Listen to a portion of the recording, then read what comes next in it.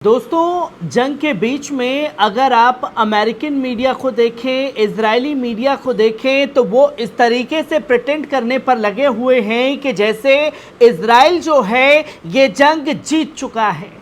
पर उन कमबख्तों से कोई जाकर के ये सवाल पूछे कि बीते 10 महीने हो चुके हैं, 10 महीने के बाद भी जब आपके पास खुद अपनी इंटेलिजेंसी की इतनी बड़ी ताकत थी और आपके साथ सुपर पावर अमेरिका जैसी बड़ी ताकत थी, ब्रिटेन आपके साथ था, कनाडा आपके साथ था और तमाम दुनिया भर के देश आपके साथ थे, पर फिर भी आप 10 महीने में अपने दम पर अपने बंधकों को नहीं छुड़ा पाए हैं। और यही कारण है कि जगह जगह शदीद झड़पें जो हैं वो फिलिस्तीन के अंदर देखने को मिल रही हैं। जहां इजराइल ने गाजा पट्टी से शुरुआत की, फिर वो खान यूनुस की तरफ बढ़ा, फिर धीरे धीरे वो रफा की तरफ बढ़ा और तमाम फिलिस्तीनी शहरों की तरफ बढ़ता हुआ नजर आ रहा है। और इसी अपने बढ़ते कदम में उसकी नजरें वेस्ट बैंक पर, जेनिन पर और तमाम जगहों पर टिकी हुई है जहां कल रात से बड़ी झड़पें देखने को मिली है, जहां शदीद झड़पों के कुछ वीडियो भी सामने आए हैं। पहले इस वीडियो पर नजर डालें। आपने देखा कि किस तरीके से जेनिन कैंप के अंदर गोलीबारी की, गोली की तड़तड़ाहट की आवाज़ जो है साफ तौर पर सुनी जा रही है और दोनों तरफ से ये सिलसिला जारी है। एक दूसरा वीडियो भी सामने आया है कि कैसे जेनिन कैंप में जब घेरे जा चुके हैं चारों तरफ से इजरायली सैनिक, तो कैसे छुप छुपा करके निकलते हुए नजर आ रहे हैं। पहले इस वीडियो पर नजर डालिए। نعف مشاف شرفي نعف مشاف قسما بالله كزدره بكزدره اقسم بالله من الجبات كزدره بكزدره। आपने देखा कि ये सारे वीडियो आज की तारीख के हैं, जहां रात के समय से ही ये सिलसिला लगातार जारी है। जहां आप स्क्रीन पर ये नक्शा देख रहे हैं, जहां ये बताया गया कि फ़लस्तीन के किस शहर के अंदर जो हैं बड़े ऑपरेशन चलाए गए हैं। जहां जेनिन में बड़ा ऑपरेशन इजराइल द्वारा चलाया जा रहा है, तुलकराम में बड़ा ऑपरेशन चलाया जा रहा है, तुबस में और नबलिस शहर के अंदर जो है ये बड़े ऑपरेशंस को अंजाम दिया गया है। जहां ये बताया जा रहा है कि 22 सालों में सबसे बड़ा ऑपरेशन इन इलाकों में करते हुए दिखाई दे रहे हैं। पर कोई ये बताने को तैयार नहीं है कि बीते 10 महीने के बाद भी ये शदीद झड़पें कैसे इजराइल को सामना करनी पड़ रही हैं। जहां साफ तौर पर आप देख सकते हैं कि बीबीसी रिपोर्ट के मुताबिक भी ये बताया गया कि फ़लस्तीनी सहित अधिकारियों के मुताबिक कब्जा किए गए वेस्ट बैंक के उत्तर में इजरायली फौज ने कम से कम 9 फ़लस्तीनियों को शहीद कर दिया है। हालांकि असल तादाद इससे ज़्यादा भी हो सकती है, क्योंकि फ़लस्तीनी अधिकारियों ने इससे पहले कहा था कि इजराइल ऑपरेशन की आधी रात से शुरुआत के बाद से कम 11 लोगों को शहीद कर चुका है। इजरायली सिक्योरिटी फोर्सेस ने कहा है कि वे ज़मीन और तुलकराम में दहशतगर्दी को नाकाम करने के लिए एक काउंटर टेररिज्म ऑपरेशन चला रहा है। अब जो खुद ही पूरी दुनिया में आतंकवाद को बढ़ावा देने के लिए एक्सपोज हो चुका है, वो खुद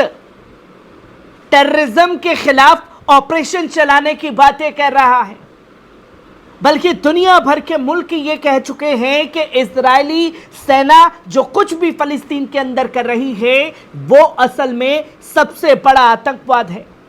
जहां ये एक बड़ा ऑपरेशन खासतौर पर नज़र आ रहा है, जिसमें एक ही वक्त में कम से कम 4 फ़लस्तीनियों को, शहरों को निशाना बनाया जा रहा है, जिसमें जेनिन, तुलकराम, नबलुस और तुबास शामिल हैं। पर इन झड़पों में खासतौर पर बड़ा नुकसान इजरायली सैनिकों को भी झेलना पड़ रहा है।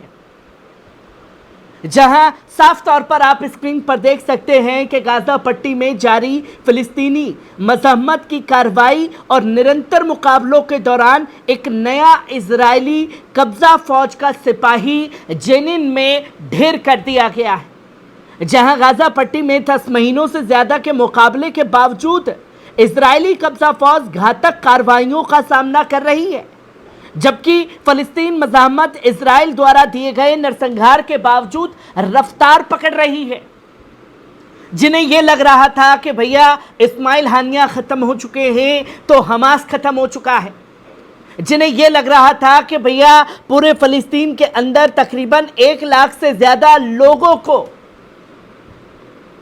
शहीद करने का काम, घायल करने का काम किया है, तो वहां कहां ही झड़पें होंगी, पर फिर भी झड़पों का सामना करना पड़ रहा है। इजरायली मीडिया के रिपोर्ट के मुताबिक बताया गया है कि सिपाही नेहल ब्रिगेड की आला दर्जे की 932वीं बटालियन में सेवा दे रहा था, वे दक्षिण गाजा पट्टी में मारा गया है, जहां यह दावा किया जा रहा था कि साहब हमने सब कुछ खाली कर दिया है, गाजा पट्टी में अब कुछ बचा नहीं है और हम गाजा पट्टी से वापस लौट रहे हैं। पर फिर भी अपने कमीनेपन से इजराइल बाज नहीं आ रहा। जहां इजराइल कब्जा फौज द्वारा जारी किए गए आंकड़ों के मुताबिक ये बताया गया कि इजरायली सिपाहियों की ढेर होने की संख्या तकरीबन 703 10 महीने में हुई है और 339 सिपाही सिर्फ और सिर्फ गाजा पट्टी के जमीनी स्तर में ही ढेर कर दिए गए, जिसकी जानकारी जो है वो दी गई। और जब ये बड़े ऑपरेशन खासतौर पर तमाम फिलिस्तीनी शहरों में चलाए जा रहे हैं, तो हमास का भी बड़ा बयान सामने आ गया, जहां हमास ने वेस्ट बैंक के इजरायली फौज के बड़े पैमाने पर किए गए ऑपरेशनों की मजम्मत की है। इस कट्टरपंथी हुकूमत की मंसूबों को लागू करने की कोशिश बताया है, जैसा कि उसके फांसीवादी वुज़रा द्वारा निर्देशित किया गया था। और साथ ही साथ हमास तंजीम ने एक बयान में दलील दी कि गाजा में जारी फौजी कार्रवाई के साथ साथ वेस्ट बैंक की नई ज़्यादता बैनुल अक़वामी बिरादरी की मशकूक खामोशी का नतीजा है। जहां उन्होंने ये बताया कि जो पूरी मुस्लिम देश है वो उनकी खामोशी का नतीजा है कि धीरे धीरे इजराइल का आतंकवाद जो है पूरे फलस्तीन की तरफ बढ़ रहा है। जहां सूरत हाल के जवाब में हमास ने इजरायली कब्जा और उनके बसने वालों के खिलाफ हर किस्म के मज़ाहमत को बढ़ाने की अपील की है और ये ऑर्डर दिया है कि जैसे ऑपरेशन बढ़ रहा है आप भी अपने हमले तेज करें, जो भी जहां जिस जगह से भी इजरायली हुकूमत के खिलाफ लड़ रहा है। और इसी के साथ साथ ये बताया गया, इजराइल के वजीरे खारजा ने इजराइल गाजा के वेस्ट बैंक के कब्जे फलस्तीनियों को ज़बरदस्ती बेदखल करने के लिए अपील की है। उन्होंने अपने ट्विटर पोस्ट पे लिखा है कि काज ने कहा कि हमारी फौज जेनिन और तुल्कराम के कैंपस में इस्लामी ईरानी ढांचे को तबाह करने में पूरी मेहनत कर रही है जो वहां पर बनाया गया है, पर यह किसी भी कीमत पर बर्दाश्त नहीं किया जा सकता और इस्लामी बुनियाद को ख़त्म करने की इजराइल जो कोशिश कर रहा है वो कभी भी अपने मंसूबे में कामयाब नहीं हो पाएगा। जहां 10 महीने के बाद भी बड़ी झड़पें खासतौर पर ज़मीनी जंग में देखने को मिल रही हैं।